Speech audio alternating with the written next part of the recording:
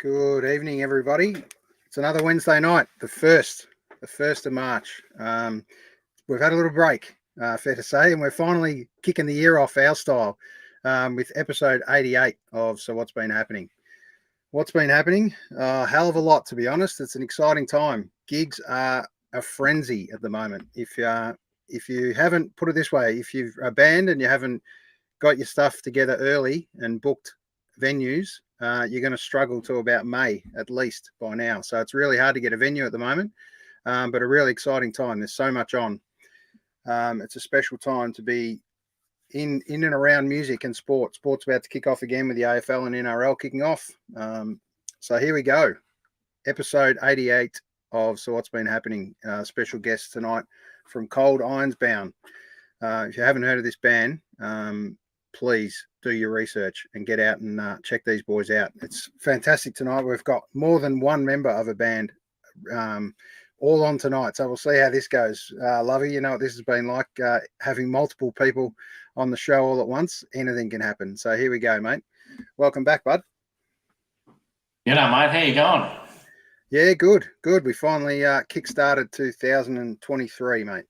Yeah, that's right. I mean, it's been that long since we've done a podcast. I couldn't even think up a stupid name. I've just actually put my actual name there instead for a change. It's weird. Yeah, episode 88. I'm surprised you haven't done have you got a montage of the year 1988 or the number 88 at all? I have, but funnily enough, I'm a bit out of practice, so I didn't even put any jersey number 88s and all that. So quick apologies to Brent Burns, who plays for the San Jose Sharks, a good friend of the show.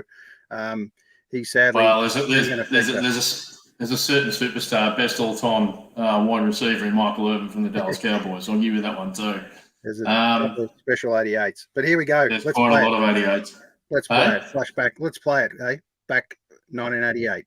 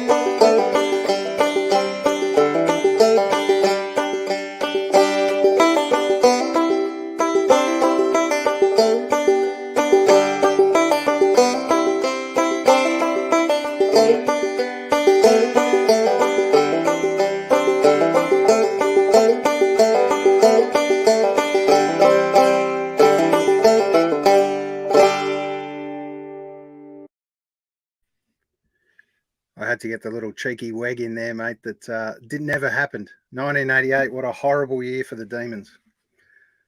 Yeah, I just looking back on those things, mate. I felt sorry for the D's that day. I was 12 years old, and I thought, God, I hope Essendon never go through something like that in the grand final.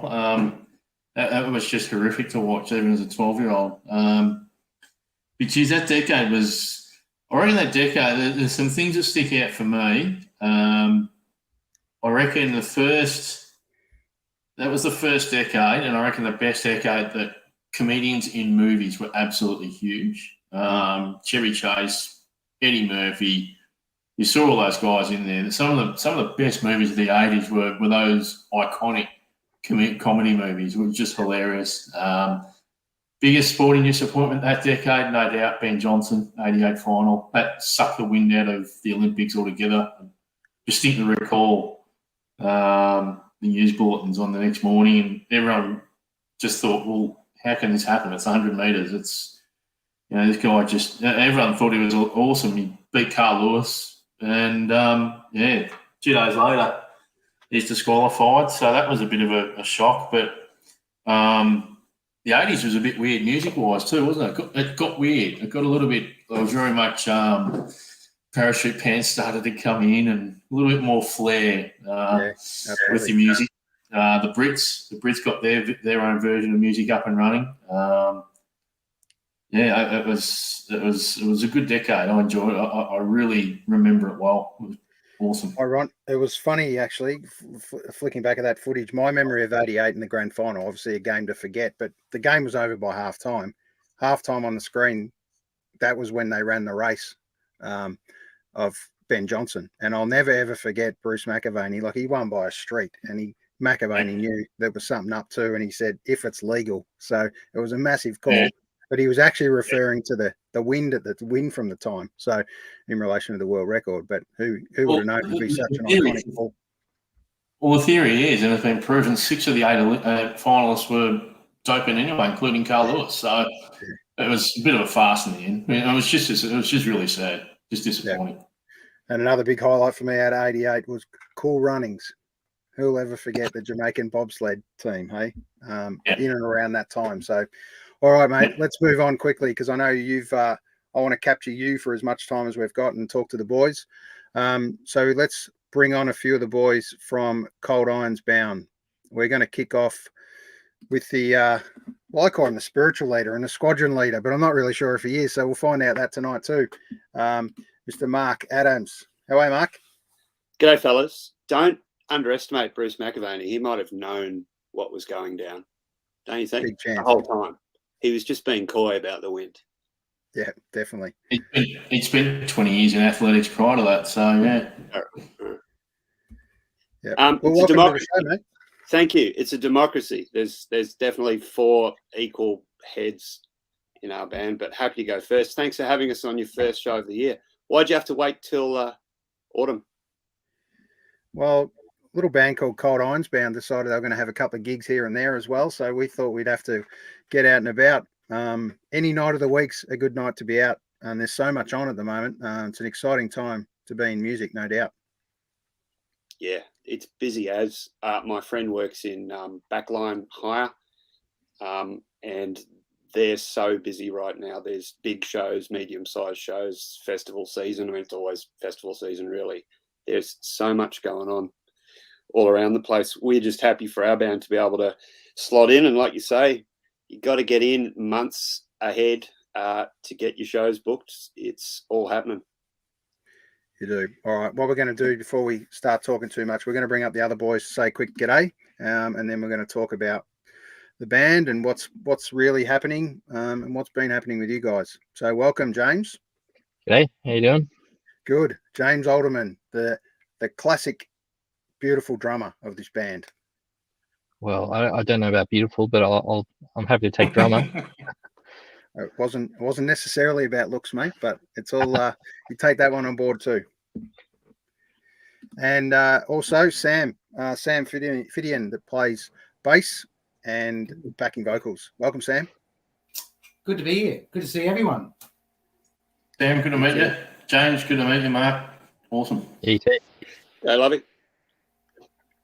So a little bit of background, boys. I'm not sure if Sam and James know. We put this podcast together originally just to generally have a chat during the times of COVID. And that's really where it started. And we got a muso mate on that happened to be on for the first chat that we really had. And then from there, 87 odd episodes kicked on, and we're into episode 88 after 2.5 years of just continuing this. And we found it just a great chat, a release. We kind of feel like we step into your lounge rooms for an evening and have a chat about life. And music's been obviously a great outlet for so many people, and we understand that not only musicians but artists and everyone else really struggled during that time. So we all got together and put a big generic hug around everyone and had that chat. So it's been great, and thanks for joining us, boys. Welcome. Thank you. Cheers, mate. Nice to be here. All right.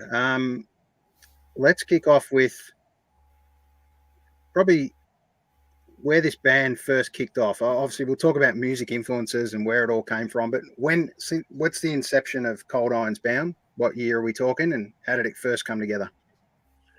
I reckon we're nudging 10 years, probably drawing the longest bow. Let's say 8 or 9. And Ben and myself, Ben might be able to jump on the call a bit later, but Ben and myself had a batch of songs. We knew James and Sam as friends. They were in another band. That band was sort of finishing up, and it was just so easy to sort of insert a rhythm section into these tunes we had. And I don't know if you agree with that, Sam and James, but it felt that easy, and it just started. And it's always just been about the tunes. The tunes were there first, and the friendships were there first. So no one ever auditioned to be in this band or any of that sort of malarkey. It's just always been the four of us, for better or worse. 9 years. First record was 2016. So there you go. And this is the third one that's starting to creep out now. Yeah. Fantastic. I was just I found an old demo going through an old box, and it said 2010, Amp It Up, Cold Irons Bound. So that was a while ago now. That's what this CD said. So it's been about 12 years, I think. Wow. Yeah, there you go. Yeah. We can take it away from COVID. It's just a white CD that said Cold Irons Bound, Amp It Up. Amp It Up. Yeah.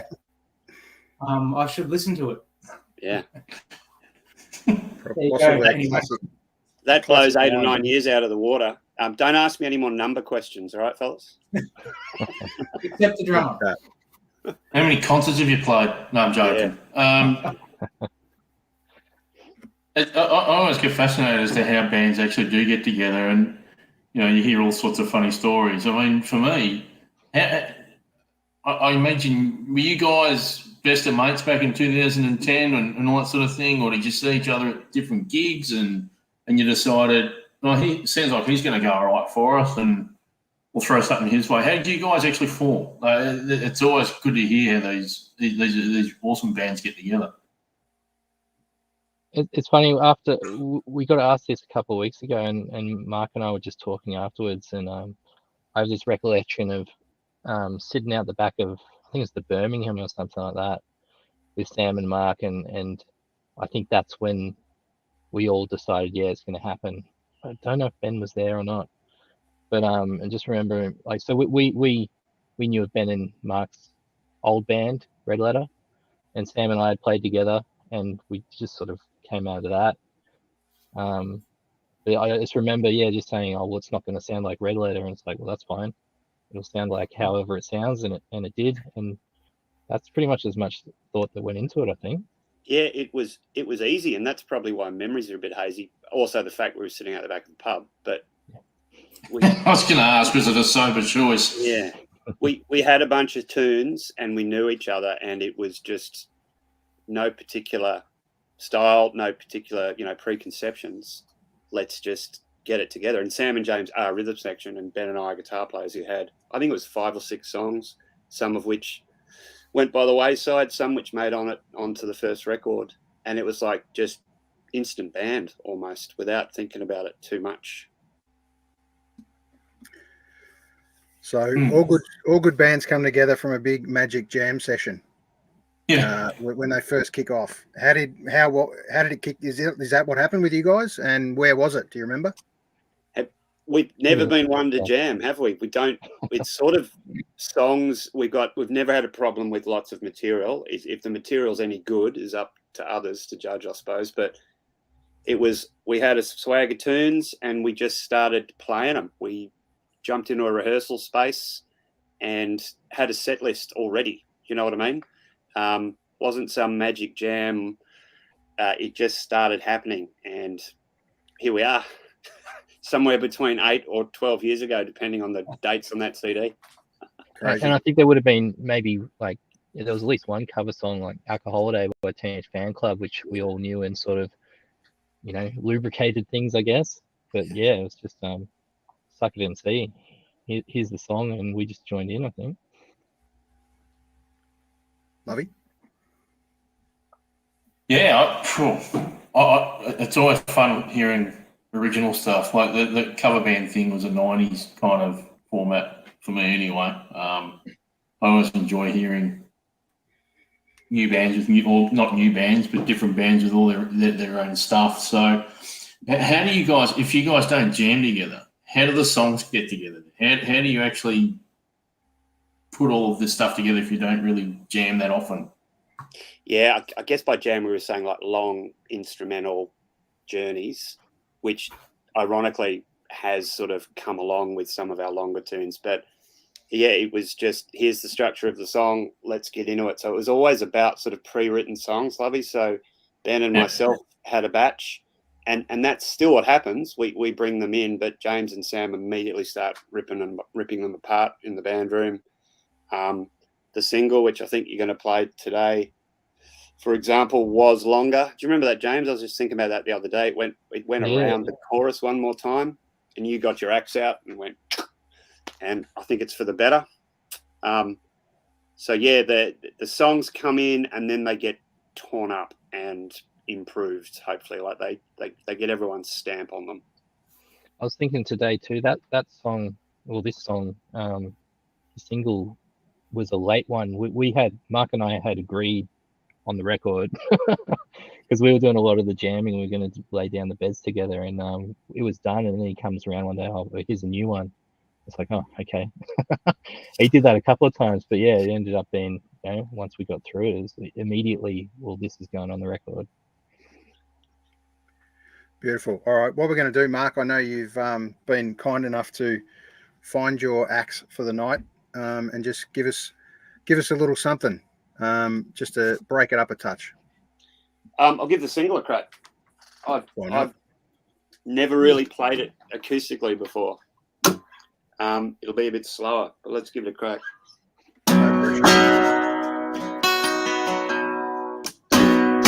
I would just as soon never tune in at all. Don't want to wind it back or attempt to recall. Intellectualize all you want. I wasn't thinking at all. Everybody squawks in the sky till they're blue. Maybe that's how they all think they're meant to move. You can turn away for a while, but it hurts your neck when you do. You want to know what I'm thinking about. You keep on asking. You must assume that sometimes things get through. As to the logic behind what I do, you keep on asking. I was so occupied listening to you that I just wasn't thinking at all. I would just as soon never tune in at all. Don't want to wind it back or attempt to recall. Intellectualize all you want. I wasn't thinking at all. You want to know what I'm thinking about. You keep on asking. It would seem you assume sometimes things get through the wall. You ask me how I played up to the fact. You keep on asking. There must be a reason for thinking like that. But I wasn't thinking at all. I wasn't thinking at all. I'm living proof that I wasn't thinking at all. Everybody sparks at the sky till they're blue. Maybe that's how they all think they're meant to move. You can turn away for a while, but it hurts your neck when you do. I wasn't thinking at all.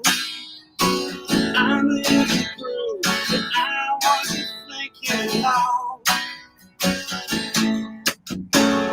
I wasn't thinking at all.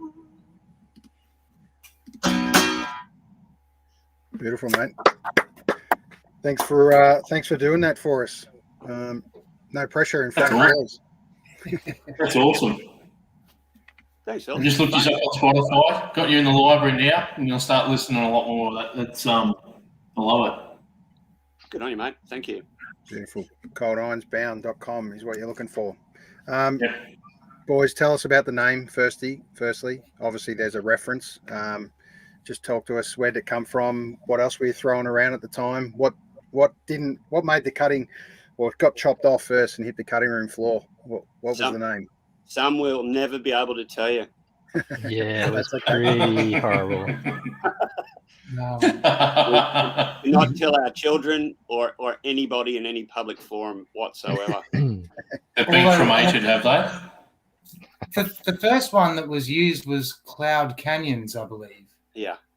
And I thought that was just awful. Hmm? I don't know. Cloud Canyons? That's the one I was referring to until I realized what Mark was talking about, which is much, much worse. But, yeah. Cloud Canyons. Cloud Canyons was a bit light and airy, wasn't it? And yeah. And there was already another cloud band around on Triple Cloud Control or something. Like it's just like it was just a bad idea. Yeah. Now that name died pretty quick, didn't it? Cold Irons Bound is a Bob Dylan song.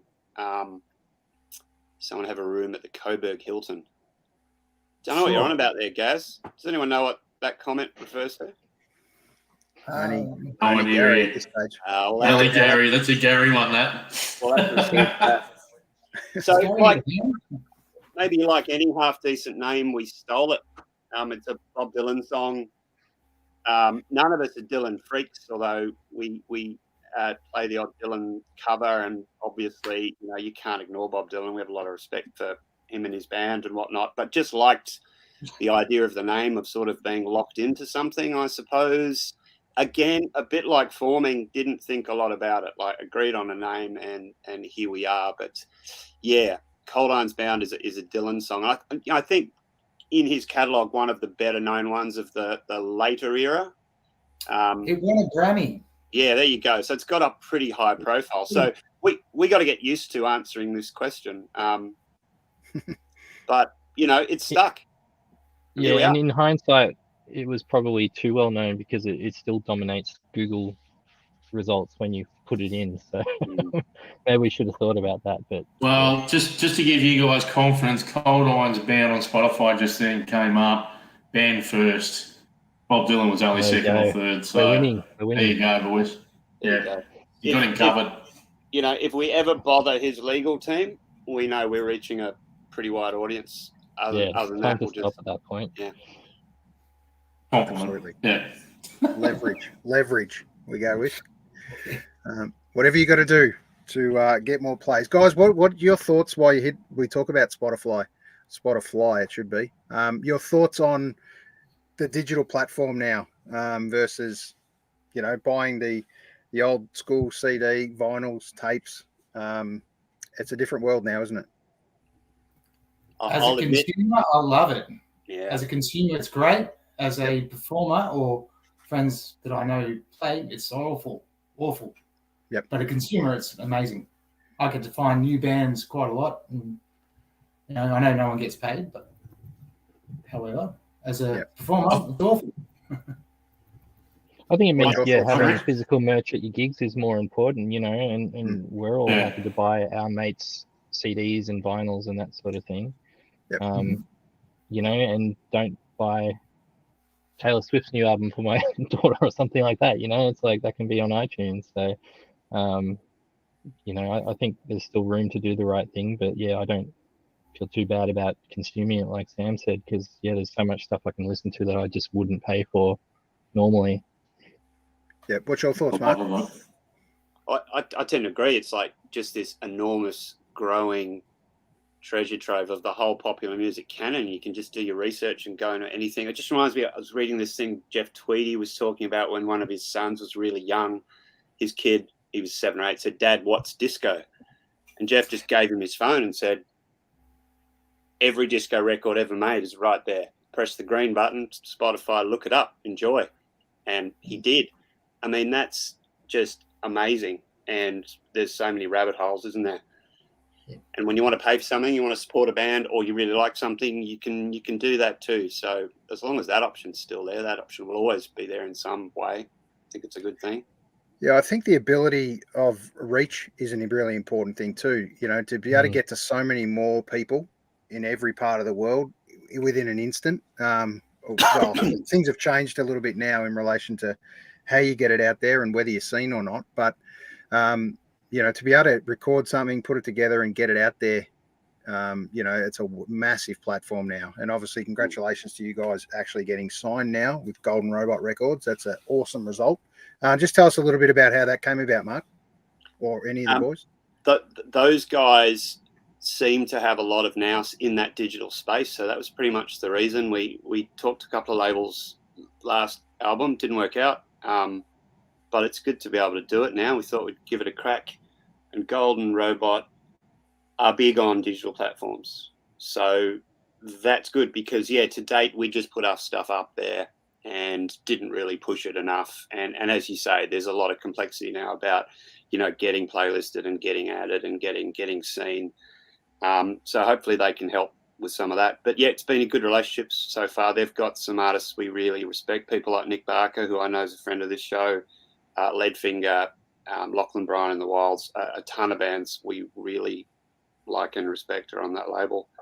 So yeah, here we are.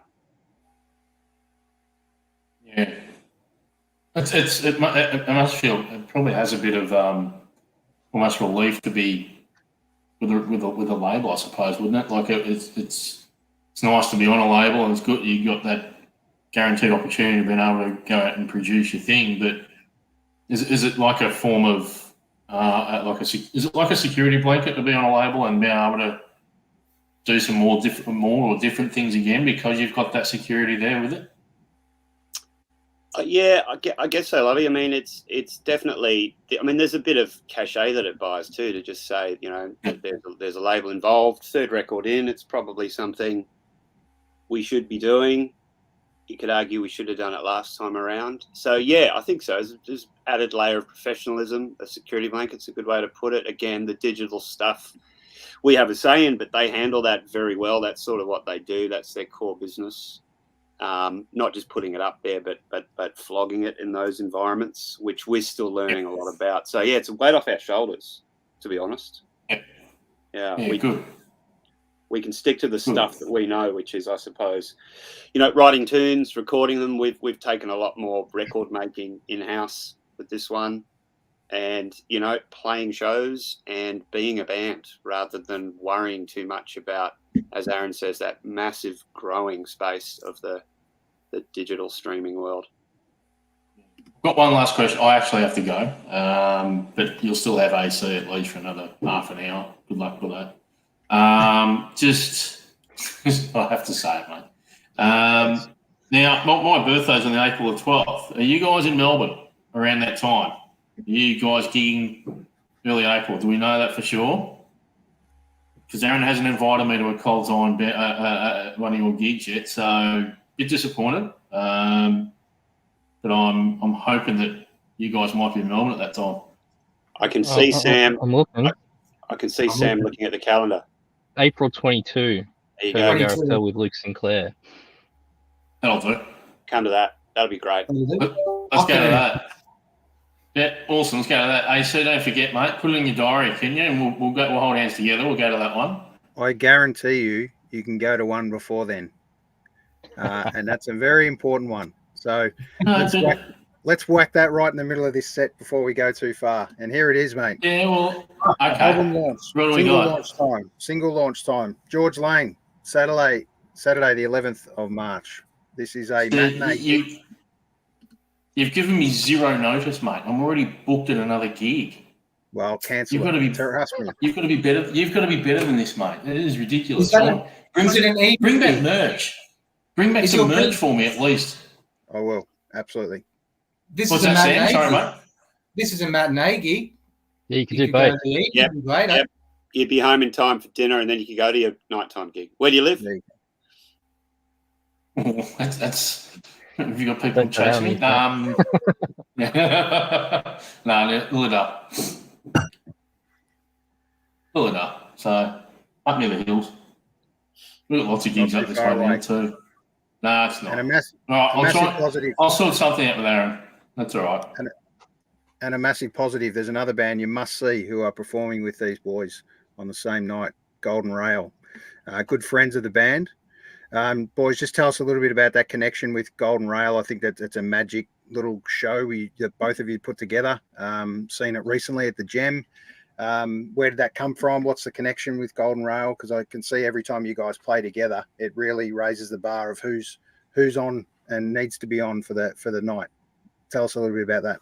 Oh, thanks for saying that, mate. I think we feel the same way. Played with them a lot, and Jeffrey from the Golden Rail, who plays guitar in that band, hops up with us and plays some lap steel, and that's the first time we've ever done that. Again, like we were saying before, no one's ever auditioned for our band. It's always just been us, for better or worse. You know what I mean? In the shed, just heads down. So Golden Rail have inspired us to sort of invite Jeff on stage, and he's like the loveliest dude in the world, great player, as they all are. And yeah, those gigs that we share are they feel great. It's great to hear that that's what it feels like out in the audience, and hopefully we can repeat it again on Saturday the 11th, 3:00 start. Beautiful. Yeah, absolutely. It doesn't matter who's first on these bills between you guys. I think you're a very evenly matched band, to be honest, and complement each other. And I definitely think that every time I've seen you guys together, it's a case of raising the bar on the day. I think you definitely play. I wouldn't say you play better, but it's definitely a challenge, I think, for you guys. If they're playing first, you guys get a nice pep in the step, I'm sure, and you do. I think you do have to raise the bar. So what's your thoughts on that? Yeah, I mean, they're a great band. I love seeing them every time we play with them. So I'm sure it gets us in the right mood for sure. And just on that, I'll play a little bit of a show you had not long ago at the Union. And this has got a little teaser from Jeff on there as well.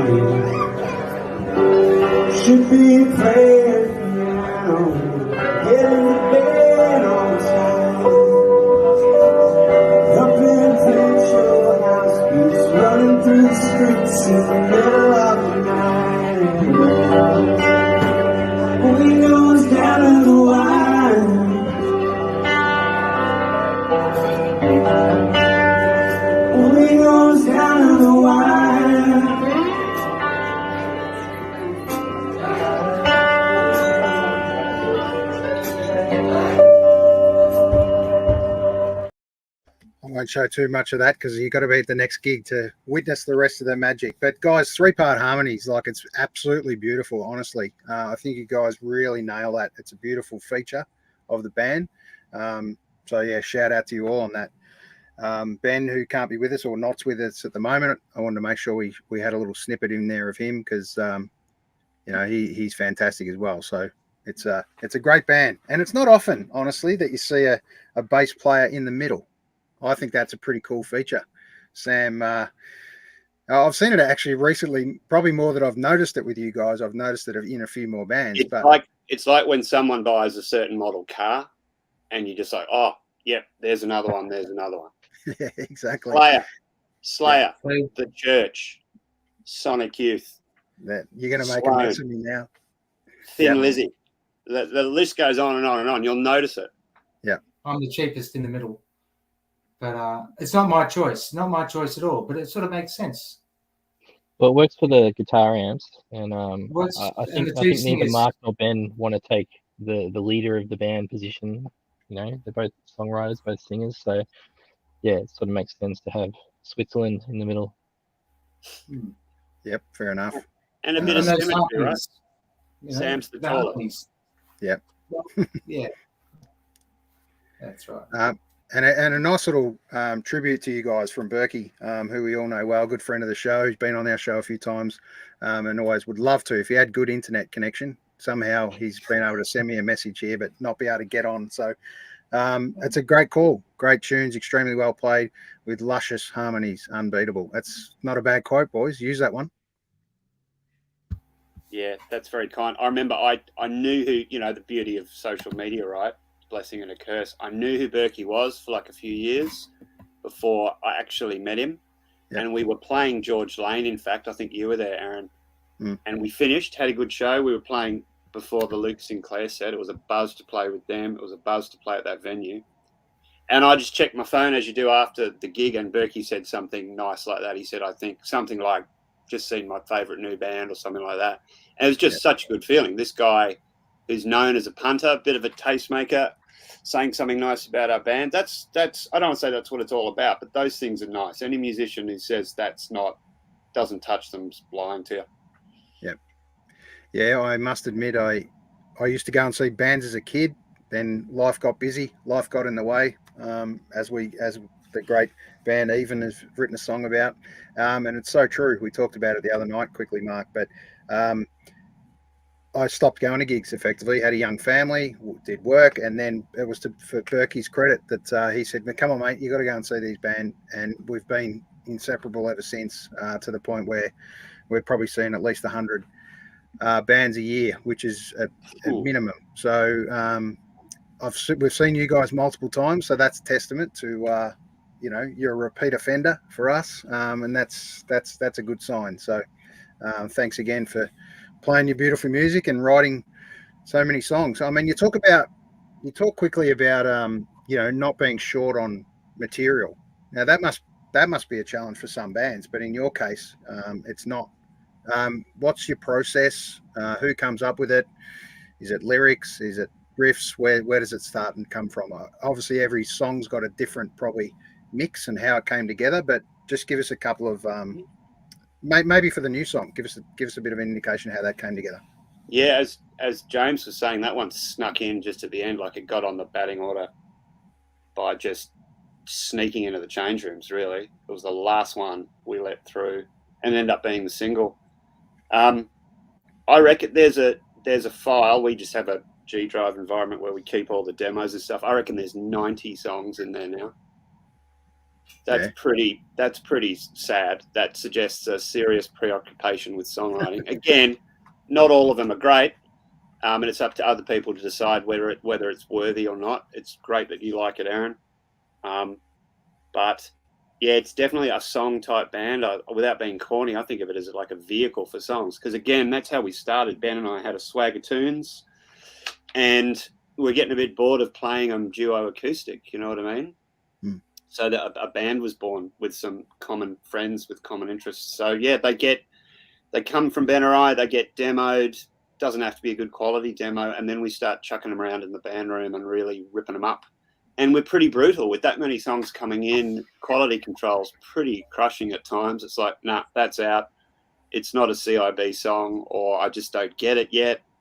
And it goes onto the back burner or into the bin. I think songwriting's something that you just got to do the 10,000 hours.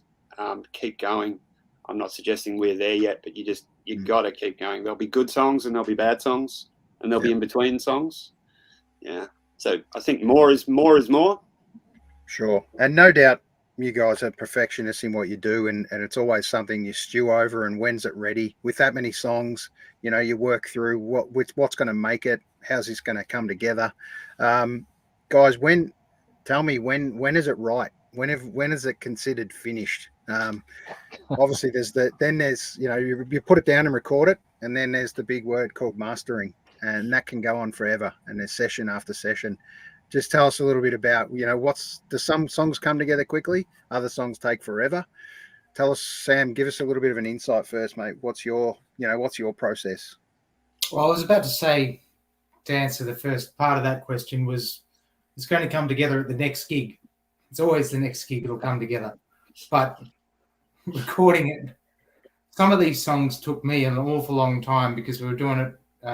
This particular recording process was very, we were separated. I was doing it from this room, and I couldn't get an awful lot of this stuff kind of right because I didn't have that feel of the people around me. But so it took me quite a long time to get takes right, and then that's ready now. Sort of send that off, and then just I don't know.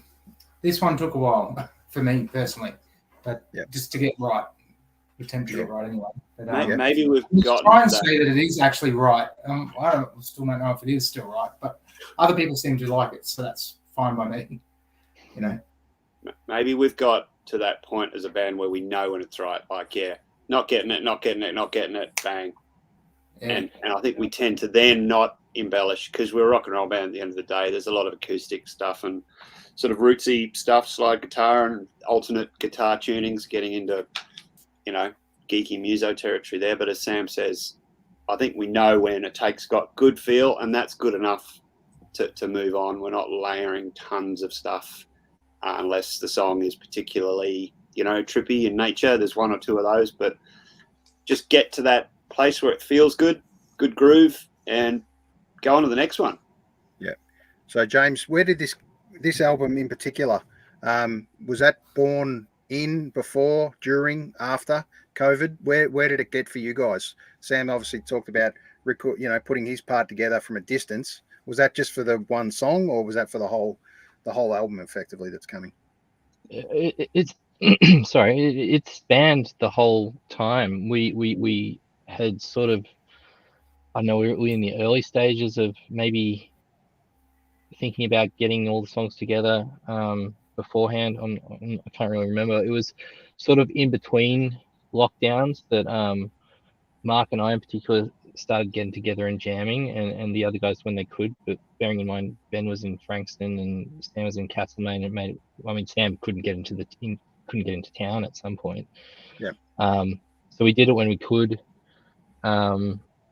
And then we dropped it again because we were locked down, and we picked it up again, and we cancelled recording the beds at least twice, I think.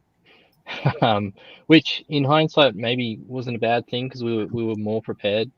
And I think if we had done it the first time, like we planned in the March or the April, and we ended up recording the beds in November, I think.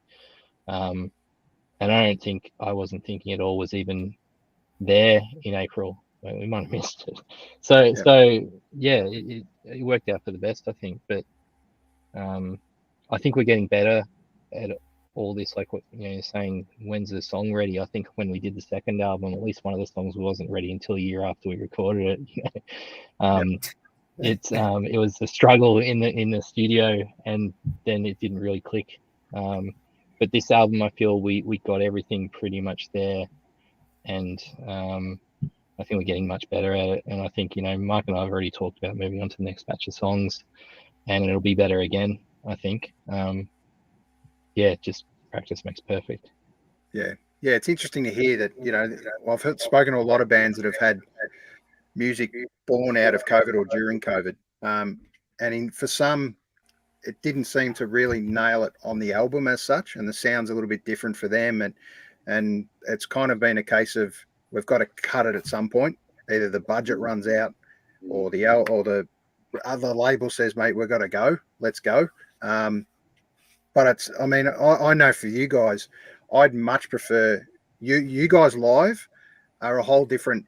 I wouldn't say it's a massive energy, on stage presence, but it's a big sound. I think, and I think maybe that's the harmonies that capture you right in front of you, and there's just a bit of chemistry, I think, that works so much more than just a listen on an album. I don't know what your thoughts are on that, guys, and whether you've had any of that kind of feedback, but I think gig by gig, anyone I bring that I've said, listen to this first and then bring them to the gig, it's definitely been the live gig that they've had more interest in than listening to the single. So it's just a bit of I don't know, it's whether it's good feedback or bad feedback, but it's great to know that you played great live, isn't it?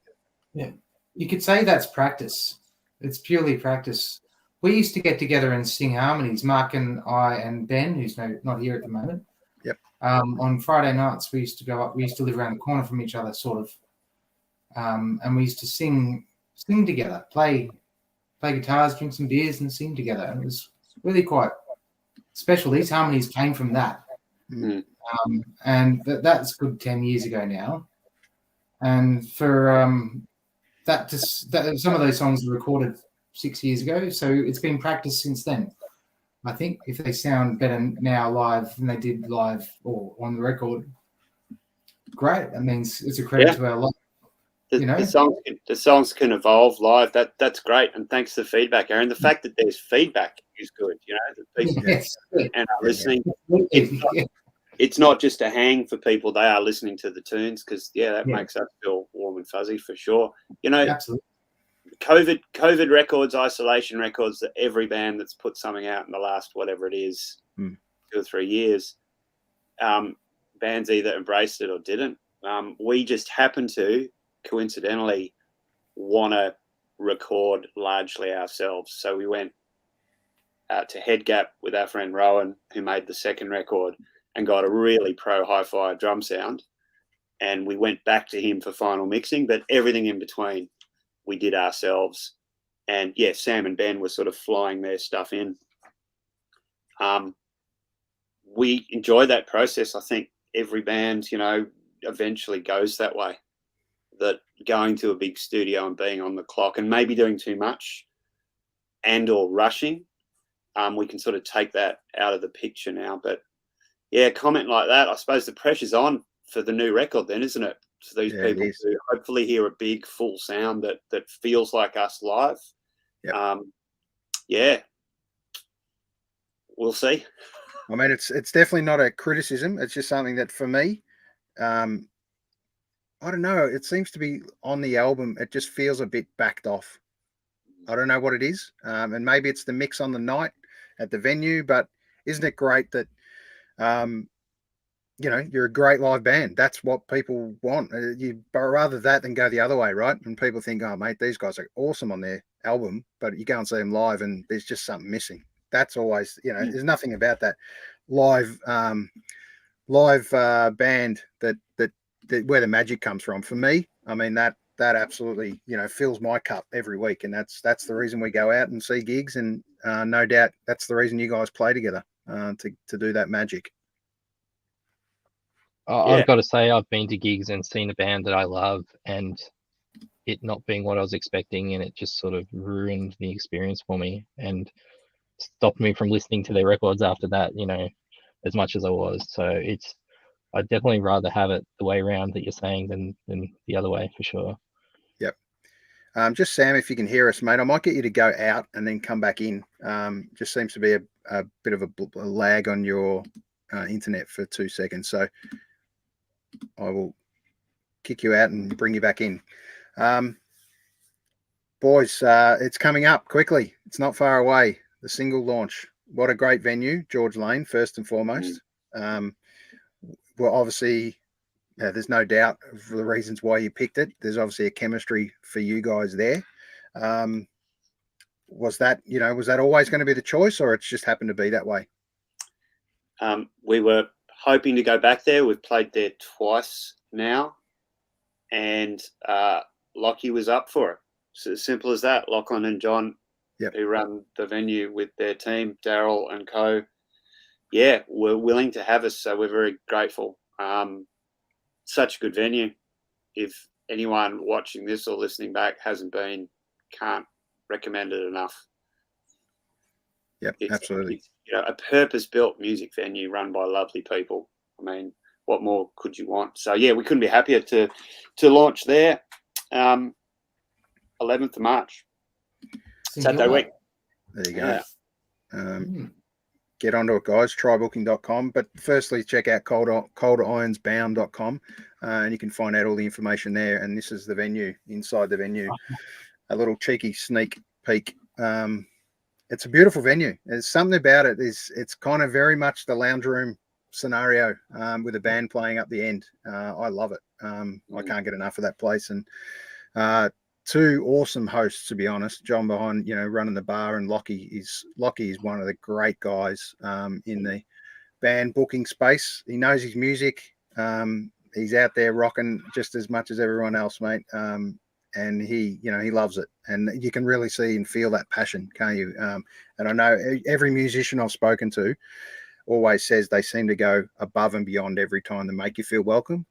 And the bands that are professional are the bands that come back. It's as simple as that, really. So, hats off to you guys. You've been asked or definitely said yes to, and there's bands I know knocking the door down to get into George Lane now. So you must be doing something right. Yeah, that's a good feeling. It's very nice to hear that. Yeah. Yeah. 'Cause Hey, we Sam, love is that a 12-string acoustic over your left shoulder there? Yeah, that's on the record. That is a 12-string acoustic. That's Beautiful. the one that's on the record. Gotcha. Very nice. Aaron, we've got so many guitars. We're not quite sure where they all are, but common problem, I guess. End up with the bass player. I do notice though, even at your gigs, you don't have too much gear. There's a lot of bands out there that seem to have a guitar for each song almost, and it's a real switch up and getting them all to tune right. It can be not frustrating as a punter because a lot of people love seeing different instruments and they all play differently and they're all different pedals. But sometimes I think it could just be a big not overkill, but it can be not maximized your time. And let's face it, everyone only gets a small set these days.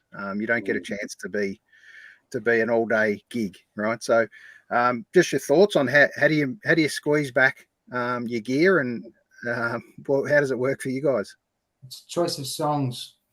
Yeah, the set lists are built around the tuning and economy. Yeah, Beautiful. Yeah, our band is beholden to alternative tunings, I'm afraid. So yeah. The set has to go that way, but definitely, smaller pedal boards, smaller amps, less guitars, smaller drum kit, lighter drum kit, smaller bass rig. Yep. Oh. It's good for the back. Yeah. It's only 1 or 2 trips to the car. Yeah, absolutely. Yeah. We always have a little joke between some of us as punters that say, mate, who'd be the drummer? Mate, you got to bring all this shit. You got to have a big car. But there's nothing like it, is it, James? Sitting at the back. Well, I have invested in lightweight cymbal stands, which have been a godsend. So they were worth every cent. Yeah, definitely. The bag used to weigh 45 kilos. I stood on the scales with it once, and it doesn't weigh anywhere near that much anymore. Yeah, boys, tell us quickly other instruments you play other than what you're playing currently, kind of in the band. Mark, kick off with you. I like playing drums. And I suppose in the context of this band, I like putting the first drums down on the demo, and then James does his thing, which is always, I'm always wondering how it's going to go because he's a proper drummer and I'm not. But I like playing drums. I've been doing it a lot the last couple of years. Yep. I'm a hack of a keyboard player. I shouldn't have even said that. So that's me: drums, guitar, and wailing. Beautiful, and the best instrument, all the voice. Well done, mate. It's awesome to have. Sam? A bit of guitar. So I started on guitar and I've gone to bass because there's too many pretty good guitarists around.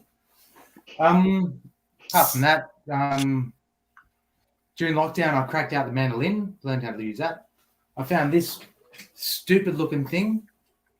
Oh, God, put it away. And I will put it away because I shouldn't know how to play it, but I learned how to play it. Very nice. I don't know. Just anything random that comes into my house, I want to learn how to play. Bit of banjo, bit of whatever, Yeah, awesome. At this place, and piano and just badly, but like barely, Yeah, that's all good. Anything that I can pick up within a string, I can try and play. Yep. Yeah. James? Ben, who's not on the call, is a big acoustic player, like real good technique and touch, and dobros, open lap guitars, killer slide player, harmonica. Yeah, haven't nice. seen him play the piano, but so I can't speak for that. But should probably. It's a singer too, choir boy. There you go.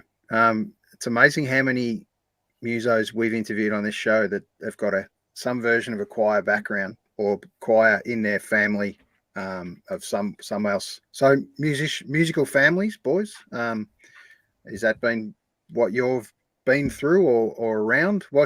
What's your first memory of picking up an instrument? How young were you, and what was it?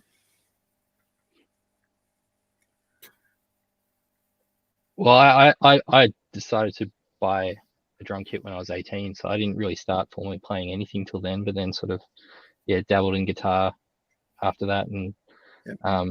I think I've spent a lot of, other than drums, spent most of my energy in music production, learning the software and all the tricks and stuff like that. But Yep. as far as music families go, my stepdad was in bands, but currently building an empire and getting my girls into it, and gonna have a Hanson band at one point.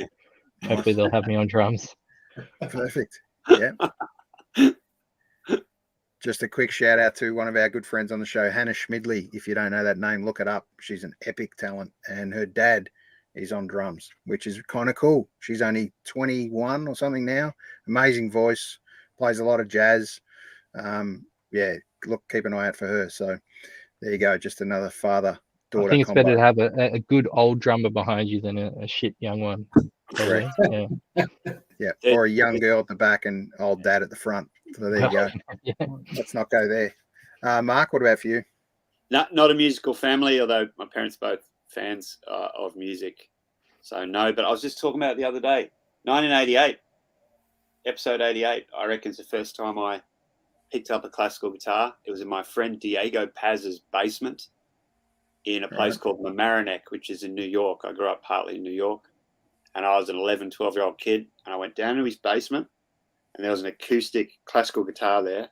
And I remember just plucking it, being mesmerized by it. It was probably out of tune.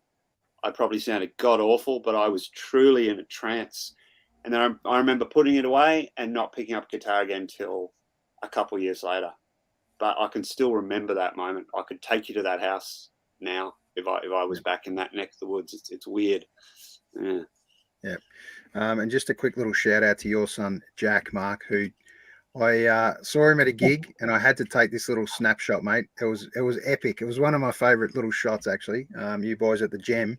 And I had to take this little photo of him recording you guys. It was great to see, and good to have your family around, isn't it, Mark? In and amongst great supporters. And mate, I would have killed for my old man to be able to play music and go and see him in a band. So shout out to our good friend Rusty Brown from Electric Mary, who I know his kids have always gone and seen his gigs and stuff. So yeah, it's kind of cool to be in that family music environment for sure. Rubbing off. That's great. Bit of community. They come along. My wife and my son go not at gunpoint. They want to go. I suppose Jack might question a bit more as he gets older, but I don't know. I picked him up. I saw you the other day, Aaron. He'd just been to a guitar lesson at school, and I went up, picked him up, and I could hear the riff "Sunshine of Your Love" wafting down the stairs as he was learning that with his guitar teacher, and I thought, it's pretty good. Don't know how he's doing with maths and science, but he's learning cream riffs. Yeah, that's pretty cool as well. It is cool for sure. And boys, one of the last ones before we let you go is, are you lucky enough to be full-time musos, or is there the world outside of music for you guys? Go with you, James. Yeah, we've all got full-time jobs. Yep. This has always been the sort of, the second thing, I guess, for me, but it's always been, the only hobby, I suppose, you know what I mean? Sure. It's always taken a lot of priority. I think it's probably the same for most of us over the years. Yeah. Yeah, nice. Helps pay for nice gear. Yeah, it does. Something's got to pay the bills, they say. And how many times have you been told, so what are you going to do for a real job? You must be love to be in a position where you can just can that idea and be a full-time muso for sure. No doubt. Sam? I've got a full-time job, I'm halfway in the middle of a tour with another band at the moment, and working full-time and trying to catch up and sleep in between all of that. I still love it. I still think it's great. It's really important, and it's great for social stuff and all that kind of jazz. To be and working full time, it's great as well. Like it turns it all off. It sort of cuts that out for a little bit of your life, and then you've got this hobby that you do, which is I take incredibly seriously. Clearly, because but love it. You know, just catching up on sleep at the moment. Yeah, and Mark, it's obviously for you. An escape. Oh, sorry. It's an escape from the job, and when it starts feeling like a job, like you start not wanting to do it as much. So, like, there's a fine balance to hit. Yep. Yeah, I think that is the challenge, isn't it? Try and find, especially as you know, gigs heat up, as you guys get signed, as you put an album out, hopefully more and more gigs. You got to try and really cram, you know, and then there's sadly becomes pressures on relationships and things like that, where the band's the biggest relationship you want, and if your partner isn't necessarily coming to see the band, that's another challenge.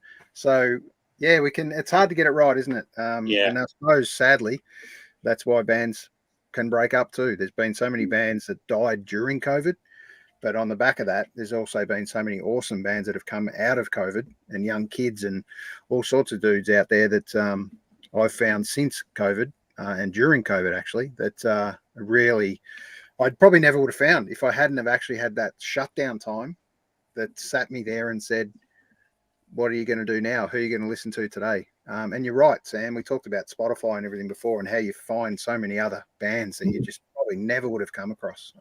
Great as a consumer. It's so great. It's evil, but it's great. Yeah. What's disco, young man? Yeah, Aaron, like, you know, professional musicians do stuff they don't want to do, I think. You know what I mean? Yeah. And they get a bit jaded. Whereas if we get the balance right, to James's point, we can just do things we want to do, the stuff we love about being in a band. There's shitty bits to every facet of life. But if we can get the balance right and make our band viable for ourselves, that's success. You know what I mean? We've all got music qualifications in our background, and we're doing it more and more, but it's a balance. I don't know that many professional musicians, to be honest. They're out there, but they have different economic realities as well. You know what I mean? They have less levers to pull. And when everything was shut down, they were truly out of work. People in hospo and full-time musos in the events sector, they were the people who were really, you know, hurting. Yep. Yeah, well, quick shout out when to... it started up again, like I felt bad about saying, well, should we be trying to book gigs, or should we be letting the people who really, really need it, like, cash in on that frenzy of coming back and people wanting to see the gigs and stuff? Yeah.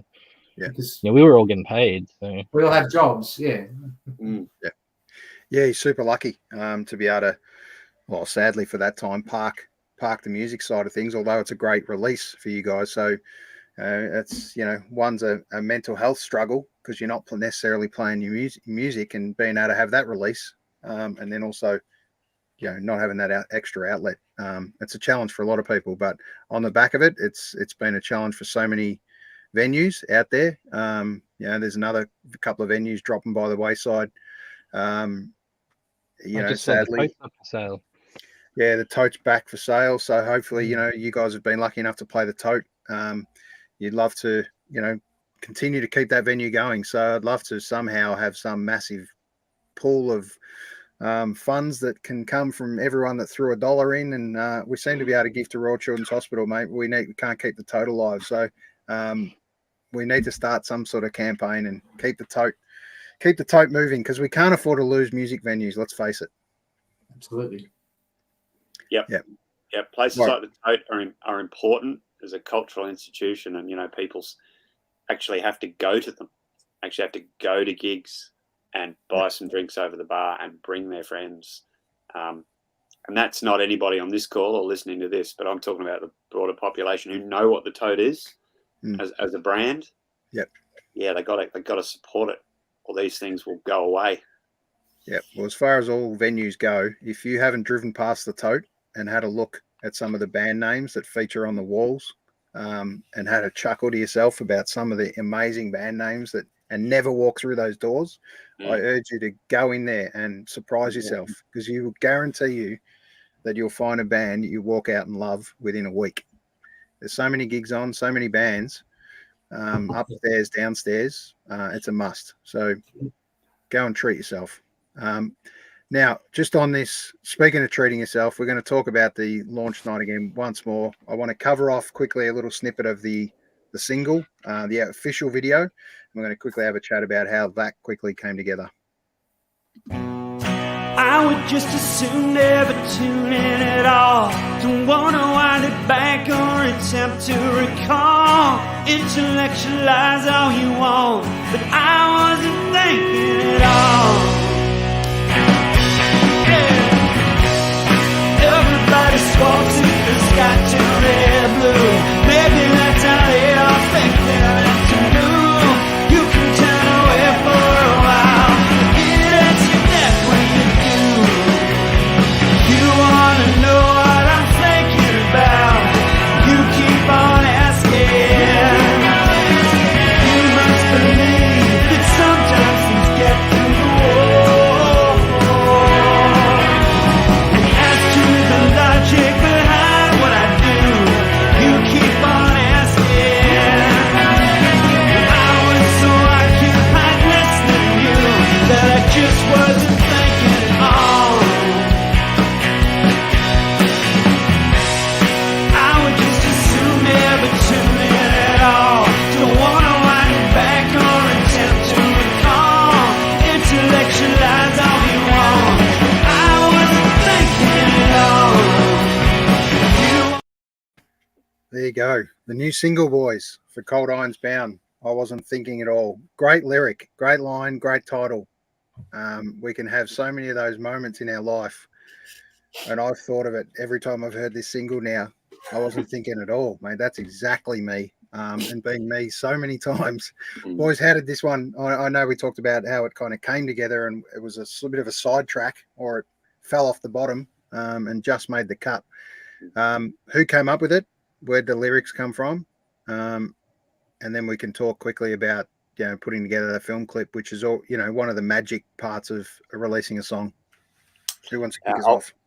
I wasn't thinking it was a Mark song, and got it in just at the end. It's like we like power pop, I suppose. We like punchy rockers, but we also like to stretch out a bit. That's obviously in the former category.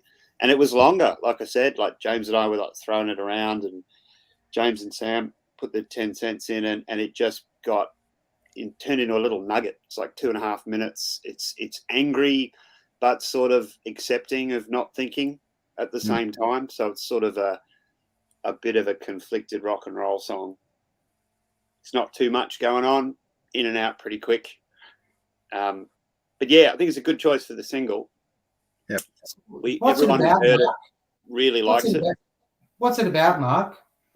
I think it's just that. It's not thinking at all. You asked me what I was thinking about. I'm not thinking at all. It's just switching your brain off because you can't be asked, or you're too tired or whatever. It's just a little angry rock and roll song about that. But at the same time, sort of liking it, right? I like switching my brain off. Yeah. Absolutely. Yeah. Don't we all do that? Like more and more, it seems, with technology and just getting older as well, and having so much stimulus in our lives. So yeah, I think it's just about that sentiment. But once songs go out to the world, they become whatever they become in people's minds. That's fine as well. We're definitely not precious about that stuff. It's just nice that people listen to them, to be honest. Yeah, to me, it's just got a lot of Davey Lane about it. To me. So that's a big call for you boys. Davey, as we know, we all respect, as a great artist. And he puts out things very similar. So there you go. There's a bit of love there, Sam. You've got a bit of Davey Lane about you. There you go. Tell us a little bit about the clip, boys, and who put it together. And, there's a bit of magic in it. And creative cropping, obviously, as well. It's kind of cool. Well, should probably go over to you, Mark. But Trev was just a massive legend, and I don't know how someone can have that much energy to do something which we had far less energy to do. He was just amazing about it, and did us such a huge favour with putting it together. But yeah, Mark, you know the context, man. Trevor Cotton, who's a fine musician in his own right. He's in a band called Font that I'm also in. I play drums in that band with our friends Angie and Nick. And Trevor works at Melbourne Backline Hire, which is just up the road from me here in Brunswick. And so we got to go in there and with his boss's blessings, just play with lots of gear. So there's lots of Fender Twins and Fox AC30s and Ampec fridges, and we got to, and beautiful snare drums, and we got to stack it all up and tear it down again, and then stack it up again and tear it down again. And yeah, Trevor didn't get tired. To James's point, he's a machine. And that whole video is, yeah, his vision, and he saw it through to the end. We had a shoestring budget and he made it happen. So much love and respect to Trevor. Yeah, awesome. Great stuff, Trev. And look forward to seeing a Font gig soon for a much-awaited record release coming up soon. It'll be out there soon enough. George Lane, boys, we touched on it earlier. Let's give it a quick plug again. Saturday, 11th of March. It's a matinee, so don't turn up at 8 o'clock or else you're going to miss it. Plenty of other things on. There's so much on. I'll quickly fill your week. Here we go. Thursday. Sorry, I suggest you hit the gig at the corner Friday night. Super Jesus make a big comeback with friends of ours, Dallas Crane as well. So that'll be an awesome gig. I played a gig with Dallas Crane 2 weeks ago. They were fantastic. Just fantastic. Awesome to hear. There you go. Where was that? Ballarat Beer Festival. They played after. Cool. They were just coming back from Adelaide after playing with Super Jesus, and they were in fine form. Everyone go to the corner and see them. It's definitely great rock and roll band. They sure are. And quickly get to Luli. A couple of great bands on there, which will be a free gig. Crazy to hear free gigs out there these days. First time in Australia, Charlie Crockett. That gig is at, I think it's Thornbury Picture Theatre. I think Ballroom. Brunswick Ballroom. Thornbury Ballroom, I think. Oh, Thornbury Ballroom. Okay, yep, sure. So that's 5th and 6th of March. So we're filling your week out nicely. 7th and 9th, Jim Lauderdale. Unbelievable history. 30 odd albums he's been involved in and part of. So it's just incredible to hear. Great little venue, Wesleyan. If you can get there on High Street. Ella Hooper's band at the moment are fantastic. Yeah. So the support act, Ella Hooper, go see Ella Hooper do her thing. Worthwhile getting for that. Welcome back. I'm ticketed for the Wesleyan on the 7th, Sam, so I'll make sure I get there early. Thanks for the tip. Yep. Michael Hubbard on guitar and several other good old friends of ours. Yeah, awesome. And just on that, boys, the magic of turning up early for a gig, basically a band you've never heard of, that it's a support generally, and you find some absolute gold. I absolutely love it.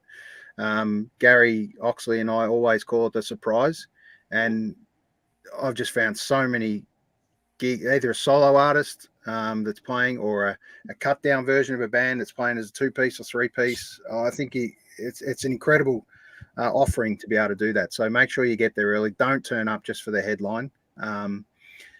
Do yourself the big favor and get there early and spend a day out. Exactly. And I just want to pump you guys, Mark and Sam, for what you put together with Fuzzy Sundays at the Coburg RSL as well. I've had, honestly, some of the best Sunday afternoons there.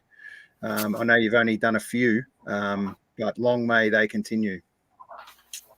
Thanks, mate. That's the plan. Yeah, every 3 months. It's still a lot of fun, and it's growing, and it's about the community as this show is. So, yeah, I don't see it stopping. Do you, Sam? As great as the Coburg RSL is, we can't thank that venue enough. Yeah. It's the most amazing space to be able to do something like this.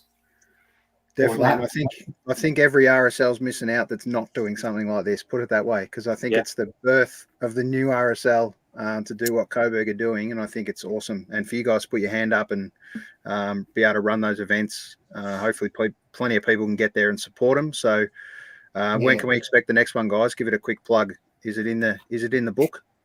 It's in the book. April 30.